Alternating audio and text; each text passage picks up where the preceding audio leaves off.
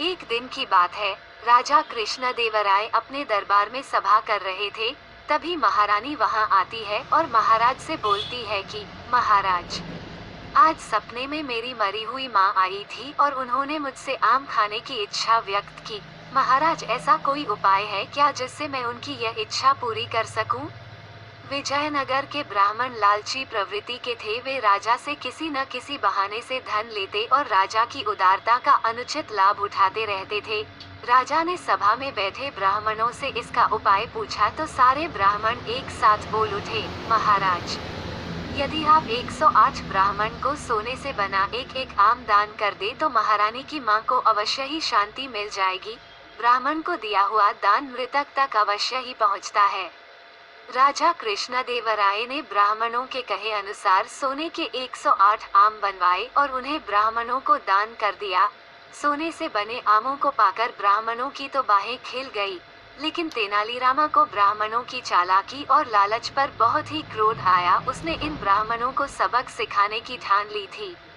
एक दिन जब तेनालीराम की मां भगवान को प्यारी हो गई तो 1 महीने के बाद उसने इन ब्राह्मणों को अपने घर आने का आमंत्रण दिया कि वह भी अपनी मां की आत्मा की शांति के लिए कुछ करना चाहता है।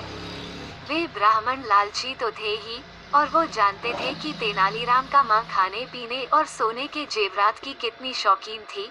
इसी लोभ में कि वहाँ बढ़िया बढ़िया खाने पीने और कीमती सामान मिलेंगे, वो सब तेनालीरामा के घर पहुँच गए। जब सब ब्राह्मण आसनों पर विराजमान हो गए तो तेनालीराम ने अपने घर के मुख्य दरवाजा बंद कर दिया और अपने सेवकों से कहा, जाओ, लोहे की सलाखें गरम करके ले आओ और उनको इन ब्राह्मणों पर लगा दो जिससे मेरी माँ को शांति मिले। ये सुनकर सब ब्राह्मण बहुत डर गए और उठकर दरवाजे की तरफ को भागे, लेकिन तेनालीराम के सेवकों ने उन सबको पकड़ लिया और एक एक करके सबको वो गरम सलाखें लगा दी। तेनालीराम की ये हरकत जब राजा के पास पहुंची, उन्होंने खुद ही तेनालीराम के घर आकर ब्राह्मणों को उससे बचाया। फिर क्रोधित होते हुए तेनालीराम से पूछा, यह क्या हरकत की तुमने तेनालीराम?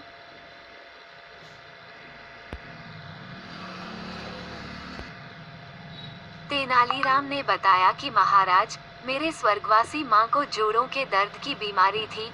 मरते समय भी उनके जोड़ों में बहुत दर्द था और उन्होंने अंतिम सांस लेते समय यह इच्छा प्रकट की थी कि मेरे जोड़ों के दर्द के स्थान पर लोहे की गर्म सलाखों की दाग दिया जाए ताकि वह दर्द से राहत पाकर चैन से अपने प्राण त्याग सके।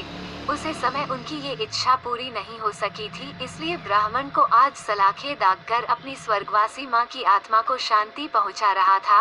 तेनालीराम की बात सुनकर राजा कृष्णदेवराय समझ गए कि मामला क्या है और उनके चेहरे पर मुस्कान तैर गई।